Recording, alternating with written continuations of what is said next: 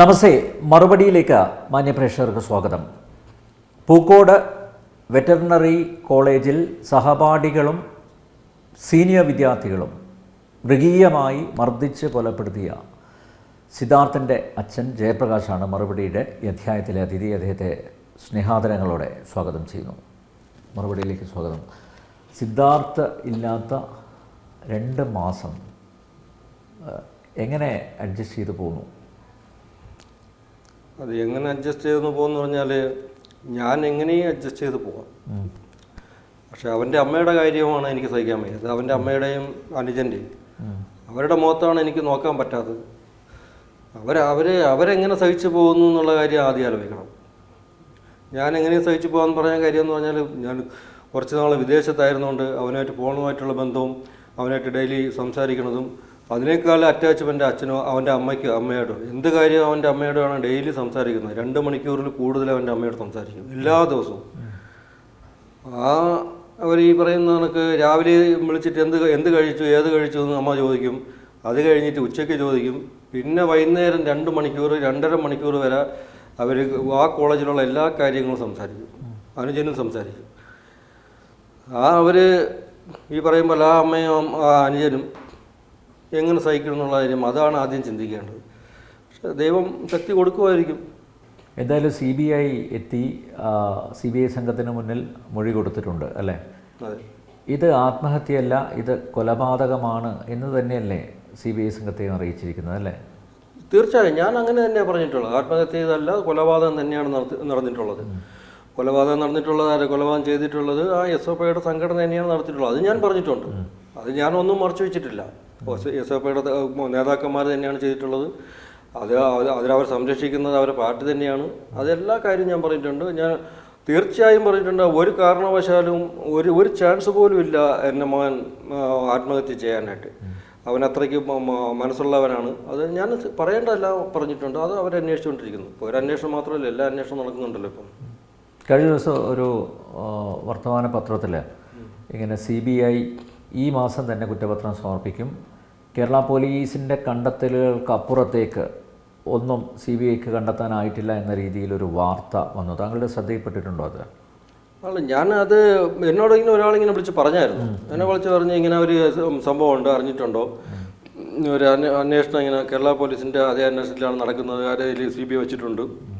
ഞാൻ പറഞ്ഞ് അതിപ്പോൾ ആർക്ക് വേണോ എന്ത് വേണോ എഴുതി വിടാമല്ലോ. ഞാൻ പറഞ്ഞാൽ ആർക്ക് വേണോ അതിപ്പോൾ സ്വാതന്ത്ര്യമുണ്ട്, എഴുതി വിടാം. അവരൊക്കെ ഉദ്ദേശം പലതായിരിക്കും, പല ഉദ്ദേശം കാണും. അപ്പോൾ നമ്മൾ അതിനെല്ലാം പ്രതികരിക്കാൻ പോകേണ്ട ആവശ്യമില്ല. അതിന് CBI അവർ അന്വേഷണം പറഞ്ഞാൽ വളരെ ജെന്യുവനായിട്ട് പോയിക്കൊണ്ടിരിക്കുക.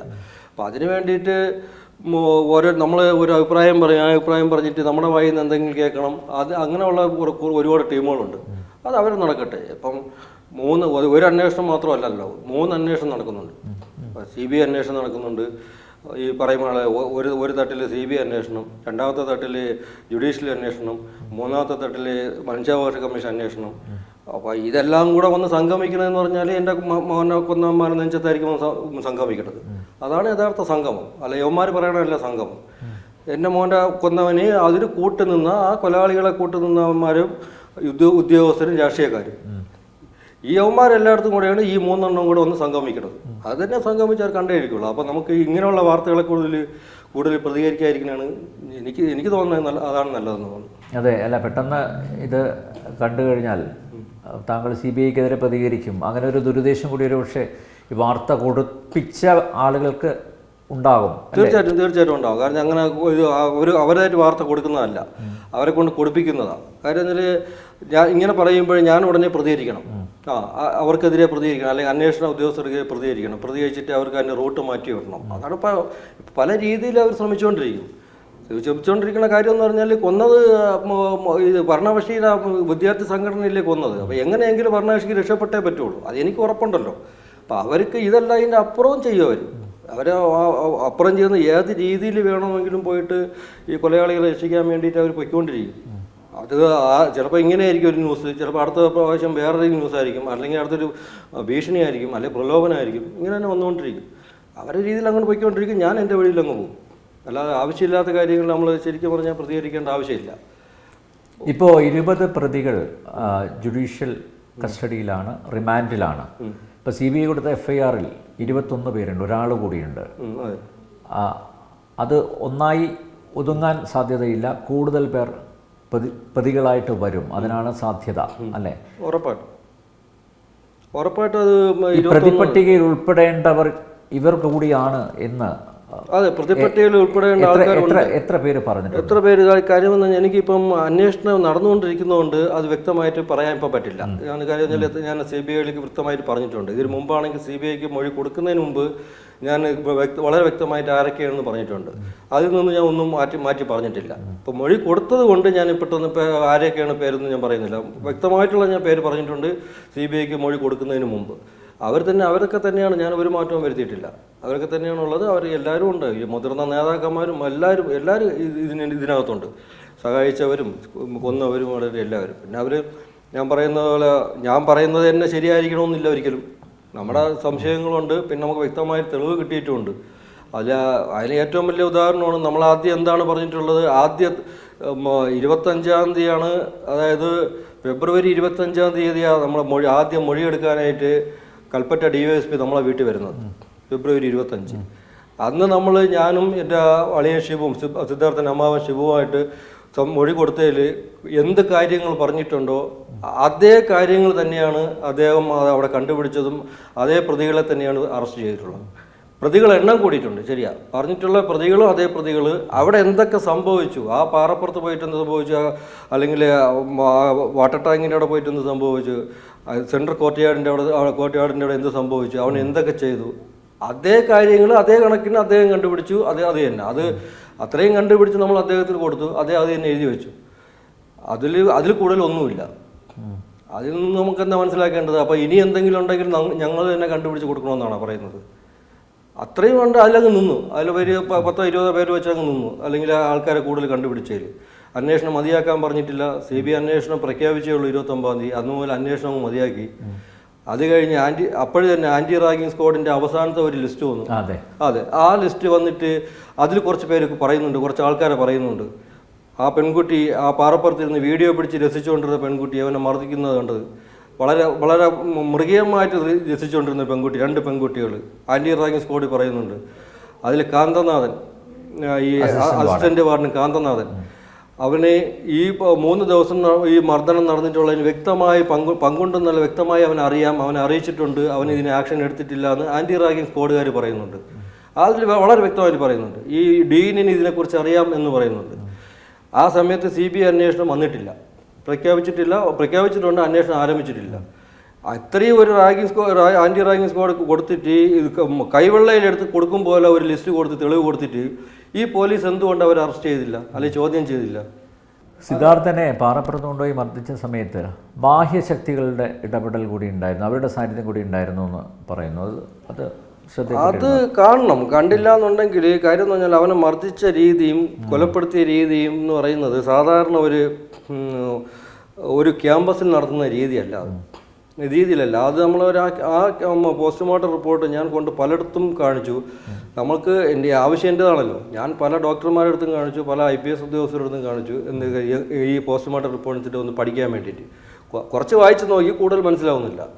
എല്ലാവരുടെയും അഭിപ്രായം ഇത് തന്നെയാണ്. കാര്യം എന്ന് പറഞ്ഞാൽ ഇതിപ്പം സാധാരണ ഒരു മർദ്ദനവും കാര്യമൊന്നുമല്ല. ഇത് വളരെ ട്രെയിൻഡ് ആയിട്ടുള്ള ആൾക്കാർ ചെയ്തിരിക്കുക.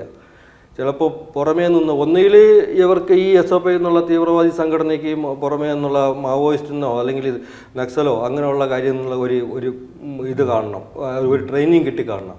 ഇല്ലെങ്കിൽ കിട്ടിയ ട്രെയിനിങ് ഇവർ പരീക്ഷിച്ചതായിരിക്കും സിദ്ധാർത്ഥൻ്റെ മേളിൽ. 42 ക്രിമിനൽ കേസുകളിൽ പ്രതിയായിട്ടുള്ള SFIയുടെ സംസ്ഥാന സെക്രട്ടറി PM ആർഷോയുടെ സാന്നിധ്യം, അതായത് ഈ സമയത്തല്ല, പക്ഷേ എങ്കിലും ഈ 8 മാസമായി സിദ്ധാർത്ഥനെ അല്ലേ ഈ ശിക്ഷയ്ക്ക് വിധേയമാക്കിക്കൊണ്ടിരിക്കുകയായിരുന്നു. അവിടെ യൂണിയൻ ഓഫീസിൽ പോകണം, അവിടെ നഗ്നനായി നിൽക്കണം അല്ലേ, അതൊക്കെ ഇവർ ചെയ്തതാണ്. ഒരുപക്ഷെ ആ സമയത്ത് ആർഷോയുടെ സാന്നിധ്യം ഉണ്ടാവുമായിരിക്കുമല്ലോ. ഈ 8 മാസത്തിനിടയിൽ എപ്പോഴെങ്കിലും ആർഷോയും ഇതിന് സാക്ഷിയായിട്ടുണ്ടാവും. ഉണ്ടാവും എന്ന് പറയണമല്ല, ഉണ്ടാവണം, തീർച്ചയായിട്ടും ഉണ്ടാവണം. അതിന് കാരണമെന്ന് പറഞ്ഞാൽ ഒന്നാമത് 8 മാസമായിട്ട് അവിടെ ഈ പരിപാടി നടത്തിക്കൊണ്ടിരിക്കുന്നു. എൻ്റെ സിദ്ധാർത്ഥനെ കൊണ്ടുപോയിട്ട് രാവിലെയും വൈകുന്നേരവും ദിവസവും ഒപ്പിടിയിക്കണം. ഈ പോരാത്തതിന് അവിടെ ഒരൊറ്റ യൂണിയനേ ഉള്ളൂ, അത് ഈ SOP എന്നുള്ള തീവ്രവാദി യൂണിയൻ മാത്രമേ ഉള്ളൂ. അതുകൊണ്ട് എൻ്റെ മകൻ തന്നെ പറഞ്ഞിട്ടുണ്ട്, ആർഷോ ചേട്ടൻ എന്ന് പറഞ്ഞാൽ അവൻ അത്ര സ്നേഹത്തോടെ പറയുന്നത്. അതാണ് അതിൻ്റെ ഇതിലുള്ള ഏറ്റവും വലിയ രസം. 3-4 മാസത്തിന് മുമ്പ് ഞാൻ നാട്ടിൽ വന്നപ്പോൾ പറയാം, അവിടെ വരുന്നുണ്ട്, അവിടെ വരും, അവിടെ വന്നിട്ട് യൂണിയൻ ചേട്ടന്മാരുടെ റൂമിൽ കിടക്കും, ചെയർമാൻ്റെ റൂമിൽ കിടക്കും, മാസത്തിൽ 1-2 ദിവസം വന്നിട്ട് കിടക്കും. ഞാൻ ചോദിക്കും, അവർ പറഞ്ഞതിന് കുഴപ്പമുണ്ട്, ഔട്ട് സൈഡിൽ നിന്നൊക്കെ വരാമോ, ആൾക്കാർ വരാമോ കിടത്താം? അത് അവർക്ക് കുഴപ്പമില്ല, അവർക്ക് പാർട്ടിക്കാർ വന്ന് കിടക്കാം. അവൻ ഫസ്റ്റ് ഇയർ ആയിരിക്കുമ്പോഴാണ് പറയുന്നത്, അവർക്ക് പാർട്ടിക്കാർ വന്ന് കിടക്കാം. കാരണം അവിടെ അല്ല താമസിക്കുന്നത്, ഫസ്റ്റ് ഇയറിൽ വേറെ ഹോസ്റ്റലില്ല. അപ്പോൾ അവിടെ കിടക്കുന്നുണ്ടെന്നുള്ളത് അവൻ നല്ലവണ്ണം അറിയാം. അവർക്ക് കിടക്കാൻ ഒരു കുഴപ്പമൊന്നുമില്ല. അപ്പോൾ അപ്പോഴും കിടക്കുന്നുണ്ട്. പിന്നെ ഓരോ ആർട്സോ സ്പോർട്സോ ഇങ്ങനത്തെ പരിപാടികളെല്ലാം വരുമ്പോൾ ഈ ആർഷോ ചേട്ടൻ അവിടെ കിടക്കുന്നുണ്ട്, വരുന്നുണ്ടെന്നുള്ള അവൻ എന്നോട് പറഞ്ഞിട്ടുണ്ട്.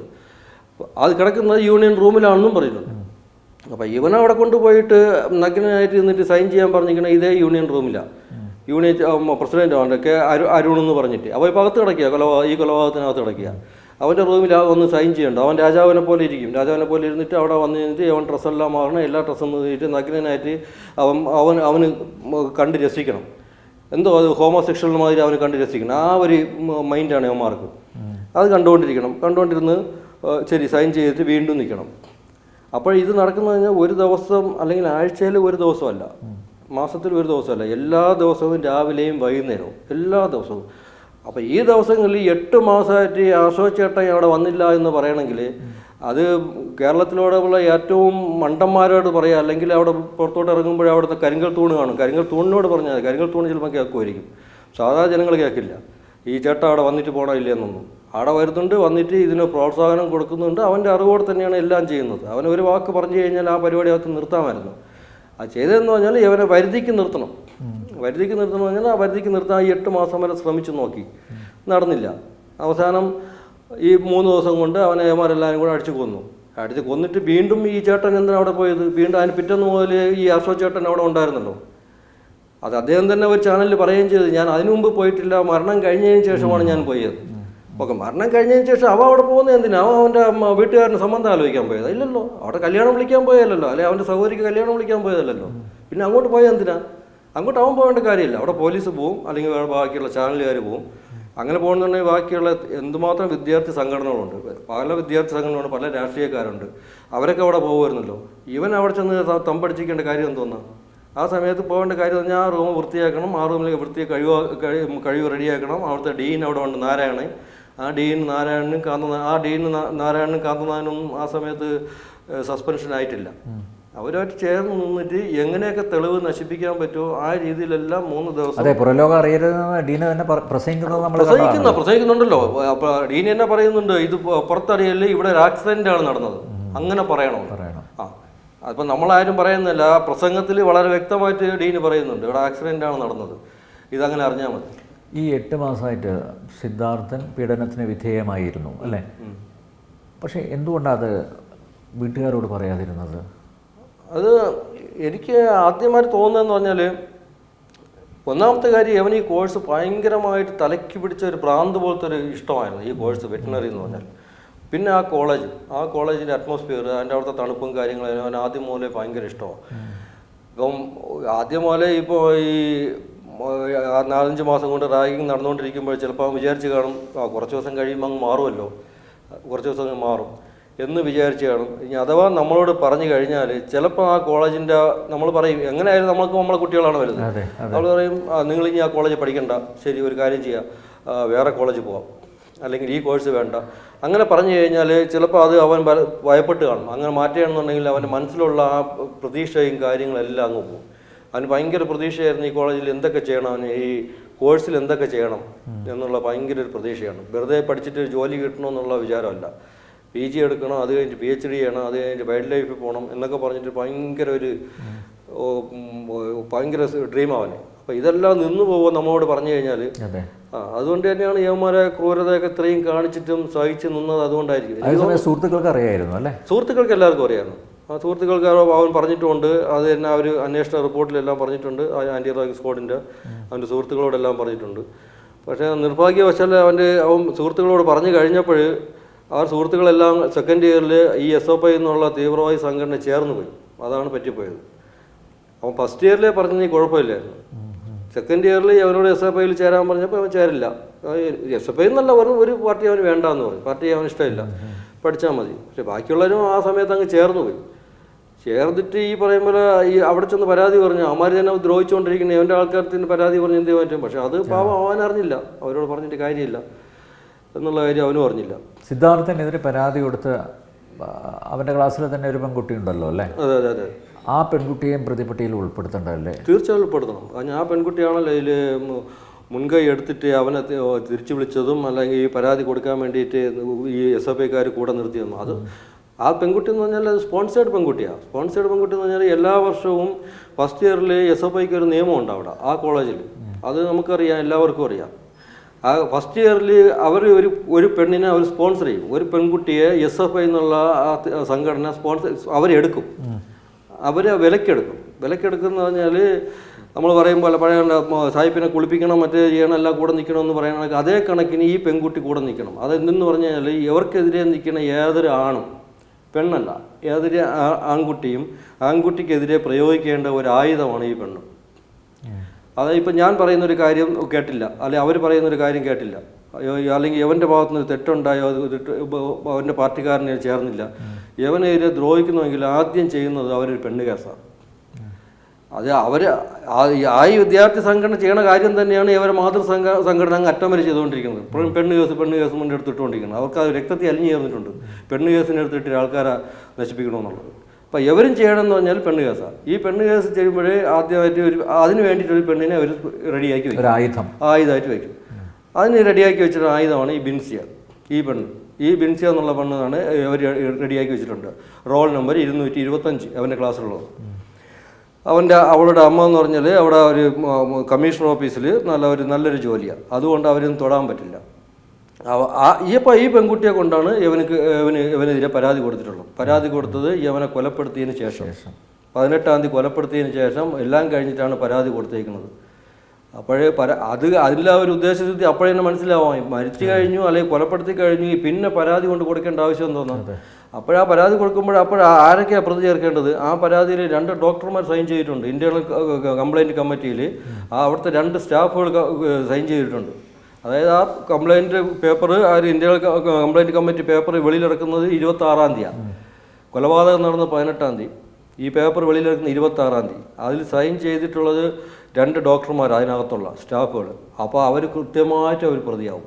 പിന്നെ അതിൽ സൈൻ ചെയ്തിട്ടുള്ളത് ഈ ആൻറ്റി റാഗിങ് കമ്മിറ്റിയിലുള്ള ഒരുത്തനായി സൈൻ ചെയ്തിട്ടുള്ളത്. പക്ഷേ ആ സൈൻ ചെയ്യുന്ന അവൻ ഇപ്പം ജയിലിനകത്ത് കിടക്കുകയാണ്.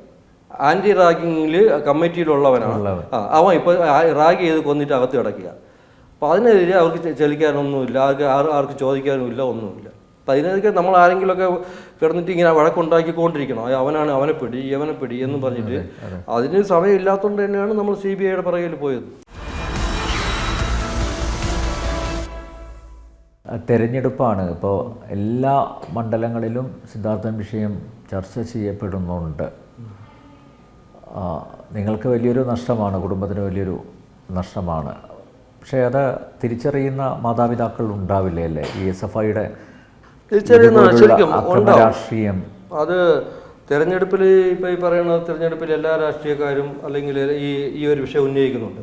അപ്പോൾ അത് ഞാൻ ഒരിക്കലും അത് തെറ്റായിട്ട് കാണുന്നില്ല. കാരണം അത് ഒന്നാമത് കാര്യം എന്ന് പറഞ്ഞാൽ ഇത് ചെയ്തിരിക്കുന്നതല്ല SFI എന്നുള്ള ഒരു സംഘടനയാണ്, ഉറപ്പാണ്.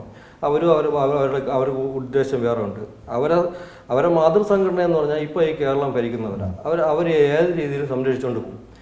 അപ്പോൾ ശരിക്കും എന്ന് പറഞ്ഞാൽ നമ്മൾ ഒരു സ്റ്റേറ്റ് ഭരിക്കുമ്പോൾ എന്താ പറയുക, സ്റ്റേറ്റ് ഭരിക്കുമ്പോൾ അവർക്കുള്ള ഒരു സ്റ്റേറ്റിനുള്ള അവർ തെറ്റ് ചെയ്യുന്നത് അതിന് നേർവഴിക്ക് നടത്തുക അല്ലെങ്കിൽ ആ തെറ്റ് ചൂണ്ടിക്കാണിക്കുക എന്നുള്ളത് ഒരു പ്രതിപക്ഷത്തിൻ്റെ ആണല്ലോ. അതങ്ങനെയാണ്. അവർ എന്ത് തെറ്റ് ചെയ്തോ ഇതാണ് തെറ്റ്, അതാണ് തെറ്റ് പ്രതിപക്ഷം ചൂണ്ടിക്കാണിക്കണം. പ്രതിപക്ഷം മാത്രമല്ല, ബാക്കിയുള്ള സംഘടനകളും, ചിലപ്പം വിദ്യാർത്ഥി സംഘടനയായിരിക്കും, മതകാരായിരിക്കും, അവരെല്ലാം തെറ്റ് ചൂണ്ടിക്കാണിക്കണം. അപ്പം ഇത്രയും വലിയ തെറ്റ് ഈ സർക്കാർ ചെയ്തുകൊണ്ടിരിക്കുമ്പോൾ ഇവനെ കൊന്നത് പോട്ട് കൊന്നവനെ സംരക്ഷിക്കാനും കൂടെ ചെയ്തുകൊണ്ടിരിക്കണം. ഇപ്പോഴും അഹോരാത്രം പ്രവർത്തിച്ചുകൊണ്ടിരിക്കുകയാണ് കൊന്നവനെ സംരക്ഷിക്കാനായിട്ട്. ഇത് തെറ്റാണ് അല്ലെങ്കിൽ ചെയ്യല്ലേ എന്ന് പ്രതിപക്ഷവും ബാക്കിയുള്ള സംഘടനകളും പറയണമെന്ന് പറഞ്ഞാൽ അതിന് 2 ഉദ്ദേശമുണ്ട്. 2 ഉദ്ദേശം. ഒന്ന് ചിലപ്പം രാഷ്ട്രീയമായിരിക്കും, അതെനിക്ക് അറിയേണ്ട കാര്യമില്ല. രണ്ടാമത്തേത് എന്ന് പറയുന്നത് ഇനി ഇങ്ങനെ ഒരു സംഭവം ഉണ്ടാവരുത്. ഇനി ഇങ്ങനെ സംഭവം ഉണ്ടാകാൻ പാടില്ല. ഉണ്ടായി കഴിഞ്ഞാൽ വേറൊരു കുട്ടിയുടെ ജീവന് ആപത്താവും. ഒരു ഹോസ്റ്റലിലോ അല്ലെങ്കിൽ ഏത് കോളേജിലോ ഇങ്ങനെ ഒരു സംഭവം ആവർത്തിക്കാൻ പാടില്ല. അപ്പോഴും ഇവരിങ്ങനെ പ്രതിപക്ഷമോ വേറെ സംഘടനകളോ ഈ ആയുധമാക്കുകയാണെങ്കിൽ അല്ലെങ്കിൽ ഇങ്ങനെ പ്രവർത്തിക്കുന്നത് എന്തുകൊണ്ടാണ്? വേറൊരു കുട്ടിയെ ജീവൻ രക്ഷിക്കാൻ വേണ്ടിയാണ് ചെയ്യുന്നത്. വേറൊരു കുട്ടിക്ക് ഉണ്ടാവില്ല, ജീവൻ രക്ഷിക്കാൻ വേണ്ടിയാണ് ചെയ്യണത്. അപ്പോഴിതിനെ ഒരു ജീവൻ രക്ഷാ പ്രവർത്തനമായിട്ട് കണ്ടാൽ മതി. ശരിയാണ്, അവർക്ക് ബാക്കിയുള്ള ഇവർക്ക് മാത്രം ജീവൻ രക്ഷാ പ്രവർത്തനം നടത്തിയാൽ പോരല്ലോ. ഇപ്പോൾ പ്രതിപക്ഷമോ വേറെ ആരെങ്കിലും ചെയ്യുകയാണെന്നുണ്ടെങ്കിൽ ഇതൊരു ജീവൻ രക്ഷാ പ്രവർത്തനം, ഇതാണ് ശരിക്കുള്ള ജീവൻ രക്ഷാ പ്രവർത്തനം. അല്ല ഇവർ പറയും പോലെ അല്ല. ഞാനും അവർ പറയും പോലെ ഞാൻ മുന്നിൽ നിന്ന് കണ്ടുകൊണ്ടിരിക്കുകയല്ല. അതുപോലെ ഞാനും ടി വിയുടെ മുന്നിൽ നിന്ന് കണ്ടുകൊണ്ടിരിക്കുകയാണ് ഇവരെല്ലാ ദിവസവും ഇവർ ഈ ജീവൻ രക്ഷാ പ്രവർത്തനം നടത്തിക്കൊണ്ടിരിക്കുന്നത് ബാക്കിയുള്ള സംഘടന. അങ്ങനെ കണ്ടാൽ മതി. അത് തന്നെയാണ് ജീവൻ രക്ഷാ പ്രവർത്തനം എന്ന്, ഇതാണ്, അല്ല വേറെ ഒന്നുമല്ല. സിദ്ധാർത്ഥൻ്റെ കുടുംബത്തിന് ഇതുവരെ ഒരു പൈസ പോലും നഷ്ടപരിഹാരമായിട്ട് കിട്ടിയിട്ടില്ല. നിങ്ങളുടെ മാന്യത വെച്ച് അത് ചോദിച്ചിട്ടില്ല. കാരണം മകൻ്റെ ജീവന് വിലയിടാൻ നിങ്ങളെ കൊണ്ട് സാധിക്കില്ല. പക്ഷേ എങ്കിലും ഭരണകൂടം അത് മനസ്സിലാക്കി പ്രവർത്തിക്കേണ്ടതല്ലേ? അങ്ങനെ ആരെങ്കിലും അതുമായി ബന്ധപ്പെട്ട് സമീപിച്ചിരുന്നോ? ഇല്ല, ഇതുവരെയ്ക്കും നമ്മളങ്ങനെ ആവശ്യപ്പെട്ടിട്ടുമില്ല. എൻ്റെ അടുത്ത് ഇങ്ങനെ ആരും ഇതിനെക്കുറിച്ച് സംസാരിച്ചിട്ടുമില്ല. അവർ ഭരണകൂടം ഇങ്ങനെ കൊണ്ടുവരണമെങ്കിൽ അവർ എന്താവശ്യത്തിനോട് കൊണ്ടുവരും, അല്ലെങ്കിൽ അതാണ് ഞാൻ ചോദിക്കുന്നത്. ഏത് കാരണത്തിൽ അവർ എൻ്റെ അടുത്ത് കൊണ്ടുവരും അല്ലെങ്കിൽ എന്നോട് ചോദിക്കും? അതിനെക്കുറിച്ച് ഇതുവരെയ്ക്കും അത് പോട്ടെ, അത് നഷ്ടപരിഹാരത്തിൻ്റെ കാര്യം പോട്ടെ. ഇതുവരെയ്ക്കും എൻ്റെ വീട്ടിൽ വന്നിട്ട് ആദ്യത്തെ ഒരു 3-4 ദിവസം മാത്രമാണല്ലോ ഈ ഭരണത്തിൻ്റെ ആൾക്കാർ എൻ്റെ വീട്ടിൽ വന്നിട്ടുള്ളൂ, ഈ ഭരിക്കുന്ന ആരാണെങ്കിലും. അതിനുശേഷം എത്രയോ ആൾക്കാർ നമ്മളെ വീട്ടിൽ വന്നിട്ടുണ്ട്. എത്രയോ മതത്തിൽപ്പെട്ടവർ, എത്രയോ രാഷ്ട്രീയക്കാർ, രാഷ്ട്രീയം നോക്കാതെ, രാഷ്ട്രീയ കണ്ണില്ലാതെ ചോദില്ലാതെ എത്രയോ ആൾക്കാർ ഇന്നലെയും എൻ്റെ വീട്ടിൽ വന്നിരുന്നു. ഈ ഒരു വർഗം മാത്രം എൻ്റെ വീട്ടിൽ ഇതുവരെയ്ക്കും വന്നിട്ടില്ലല്ലോ. എൻ്റെ വീട്ടിൽ ആദ്യത്തെ 2-3 ദിവസമല്ലേ വന്നിട്ടുള്ളൂ. ഓക്കെ, ഒന്നും വേണ്ട, എൻ്റെ കാണണ്ട, എന്നെ സമാധാനിപ്പിക്കണ്ട. അവൻ്റെ അമ്മയെ ഒന്ന് കാണാമല്ലോ. അവൻ്റെ അമ്മയെ ഒന്ന് കണ്ടിട്ട് ഇപ്പോൾ ഏറ്റവും വലിയ ആശ്വാസമാണ്. ഒന്ന് കൊടുക്കാൻ പറ്റിയില്ലെങ്കിൽ പോലും ഒരു 2 മിനിറ്റ് ഒന്ന് സംസാരിക്കുക. അല്ല, എപ്പോഴും കിടക്കുന്ന ഒരു സ്ത്രീയാണ്, ഏത് സമയവും കിടക്കണം. അപ്പോൾ ആ കിടക്കുന്നതിന് മുമ്പ് വന്നിട്ട് ഒരു മണിക്കൂർ 1/2 മണിക്കൂർ സംസാരിച്ചുകൊണ്ടെങ്കിൽ മാത്രമേ റിലാക്സ് ആവും ആരെങ്കിലും വന്ന് സംസാരിക്കുന്നത്. അതാണ് ഞാനും ആരെങ്കിലുമൊക്കെ വീട്ടിൽ വരണമെന്നാണ് ഞാനും പ്രാർത്ഥിക്കുന്നത്. എൻ്റെ അത്രയും സമയം അവൻ്റെ അമ്മയോട് സംസാരിച്ചുകൊണ്ടിരിക്കുക. അതിന് പോലും തയ്യാറാവാത്ത ഇവരെ കയ്യിൽ നിന്ന്, അല്ലെങ്കിൽ ഇങ്ങനെ ഒരു നഷ്ടപരിഹാരമോ അല്ലെങ്കിൽ ഈ കാര്യമൊന്നും കൊണ്ട് ഇവർ വരികയോ ഞാൻ പോണതോ അത് ശരിയാണ്. ഞാൻ പോയി കഴിഞ്ഞാൽ ചിലപ്പോൾ എന്നെയും കൂടെ അവർ കൊന്ന് അതിനകത്ത് ഇടും. എനിക്കറിയാം ഏത് കാര്യത്തിന് പോയി കഴിഞ്ഞാൽ. അതുകൊണ്ടാണ് ആ ഏരിയയിലോട്ട് പോലും പോകാതെ എനിക്ക് എങ്ങനെയായാലും ജീവിക്കണം. കാര്യം എന്നാൽ ഇതിനൊരു റിസൾട്ട് ഉണ്ടാവുന്നവരെ എൻ്റെ ജീവൻ കിടക്കണം. അത് കഴിഞ്ഞ് എന്തായാലും എനിക്ക് കുഴപ്പമില്ല. ഇവനെ കൊന്നവന്മാരെ തൂക്കുകയറ് കിട്ടിയില്ലെങ്കിൽ പോലും ഒരു വിധി തൂക്കുകയറുന്നെങ്കിലും ഒരു കേൾക്കണം. അത് കേൾക്കുന്നവരെ എനിക്ക് ജീവിച്ചിരിക്കണം.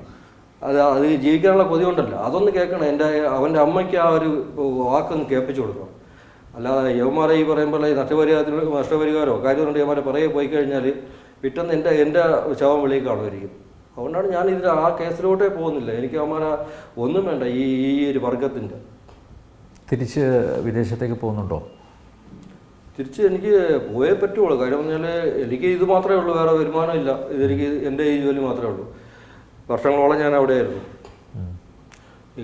ഇപ്പോൾ ഒരു വീട് വെച്ചെന്ന് പറഞ്ഞാൽ ബാക്കിയുള്ള സമ്പാദ്യവും അത്യാവശ്യം ലോണും കാര്യങ്ങളും എല്ലാം ഉണ്ട്. അതുകൊണ്ട് നമുക്ക് ഈ ലക്ഷക്കണക്കിനോ കോടിക്കണക്കിനോ സമ്പാദ്യം കൊണ്ടിട്ടില്ല ഞാനിവിടെ വന്നിരിക്കുന്നത്. അപ്പോൾ എനിക്ക് തിരിച്ചു പോയേ പറ്റുള്ളൂ. പക്ഷേ ഉടനെ പോകാനും പറ്റില്ല. ഈ കേസ് കാര്യങ്ങളൊക്കെ നടക്കുന്നുണ്ട്. നടക്കുന്നിടത്തോളം കാലം അതൊരു നല്ല രീതിയിൽ ട്രാക്കിലായി പോകുമ്പോൾ മാത്രമേ എനിക്കതിനെക്കുറിച്ച് ചിന്തിക്കാൻ പറ്റുള്ളൂ. അത് 3 അന്വേഷണ കമ്മീഷനോട് ചോദിച്ച് അവരോട് പെർമിഷനൊക്കെ വാങ്ങി പോകണം എനിക്ക്. അല്ല ഇവിടെ നിന്നിട്ട് നമുക്ക് വേറെ വരുമാന മാർഗമായിട്ടൊന്നും വേറെ ഇല്ല. ജോലി നമുക്ക് വിദേശത്താണ് ഇപ്പോൾ ഉള്ളത്. ഇവിടുത്തെ ഒരു സെറ്റിൽ ആവാനുള്ള ഒരു സാമ്പത്തിക സ്റ്റേജൊന്നുമല്ല. എന്തായാലും സിദ്ധാർത്ഥന് നീതി ലഭിക്കുമെന്ന പ്രതീക്ഷ തന്നെയാണ് മുന്നോട്ട് നയിക്കുന്നത്. തീർച്ചയായും എനിക്ക് നല്ല ശുഭാപ്തി വിശ്വാസമുണ്ട്. അതുകൊണ്ട് തന്നെയാണ് ഞാൻ അതിന് വേണ്ടിയിട്ട് പോരാടുന്നത്. ഞാനും എൻ്റെ കുടുംബവും. ഞാൻ മാത്രമല്ല, ഇതിൽ ഏറ്റവും കൂടുതൽ അവൻ്റെ സിദ്ധാർത്ഥൻ്റെ അമ്മാവനുണ്ട്, ഷിബു എന്നവൻ്റെ പേര്. എന്നെക്കാട്ടി കൂടുതൽ എഫർട്ട് എടുത്തവനാണ്. ശരിക്കും പറഞ്ഞാൽ അവൻ ഒരിക്കലും എനിക്ക് മറക്കാൻ പറ്റില്ല. അത് അത്രയ്ക്ക് എഫർട്ട് എടുത്തുകൊണ്ട് ഇതുകൊണ്ട് ഈ കേസ് ഇതുവരേക്കും എത്തിച്ചത്. അപ്പോൾ അവർക്ക് എല്ലാവർക്കും ഞാൻ കുറച്ച് ഡൗൺ ആയി കഴിഞ്ഞാലേ അവരെ മനസ്സും ഡൗൺ ആയി പോകും. ഞാൻ ഓരോ ദിവസവും രാവിലെ കഴിച്ചിട്ട് കൂടുതൽ ഊർജ്ജമായിട്ടാണ് നിൽക്കുന്നത്. ഞാൻ അവർക്കും കൂടെ ഇത് കൊടുത്തിട്ട് അതുകൊണ്ട് നീതി ലഭിക്കും എന്നുള്ള കാര്യം എനിക്ക് യാതൊരു സംശയമില്ല. നീതി ലഭിക്കുന്നത് വരെ ഞാൻ പോരാടും. ഞാനും എൻ്റെ കുടുംബവും പോരാടും. എന്തായാലും ആ പോരാട്ടത്തിൽ ഞങ്ങളും ഉണ്ട്. ഒപ്പം എനിക്ക് അത് മതി. അത് അങ്ങനെ നിങ്ങളുടെ പോലുള്ള എല്ലാവരുടെയും ഒരു പറയുന്നൊരു സപ്പോർട്ട്, ഒരു ബാക്ക് സപ്പോർട്ട് ഉണ്ടായിക്കഴിഞ്ഞാൽ മുമ്പ് നിന്ന് പെരുതാനായിട്ട് ശരിക്കും പറഞ്ഞാൽ നമുക്കൊരു നല്ലൊരു ധൈര്യമാണ്. ആരെങ്കിലും ഒരാൾ നമ്മൾ പുറകോട്ട് വലിച്ചാൽ നീ ഇപ്പോൾ അങ്ങോട്ട് പോയിട്ട് കാര്യമില്ലടാ, അത് കാര്യമില്ല, അത് അവന്മാർ അങ്ങനെ ചെയ്യുള്ളൂ. അങ്ങനെ 2-3 നെഗറ്റീവ് വാക്ക് കേട്ട് കഴിഞ്ഞാൽ ചിലവരങ്ങ് തളർന്നു. പക്ഷെ ഞാൻ ഒരുപാട് നെഗറ്റീവ് വാക്ക് കേട്ടിട്ടുണ്ട് ഇതുവരെയ്ക്കും. പക്ഷെ ഞാൻ അങ്ങനെ പോകില്ല, ബാക്കിലോട്ട് പോകില്ല. എനിക്ക് നിങ്ങൾ പറയുമ്പോൾ ഇതുപോലുള്ള കുറേ നല്ല ആൾക്കാരുണ്ട്. ഏതുവരെ നിങ്ങൾ പോരാടും, നമ്മൾ പുറകിലുണ്ടെന്ന് പറയേണ്ട കുറച്ച് ആൾക്കാരുണ്ട്. അതുകൊണ്ട് തന്നെയാണ് ശരിക്കും പറഞ്ഞാൽ അത് തന്നെയാണ് നമ്മളെ ഊർജ്ജം. തീർച്ചയായിട്ടും. വളരെയധികം നന്ദി.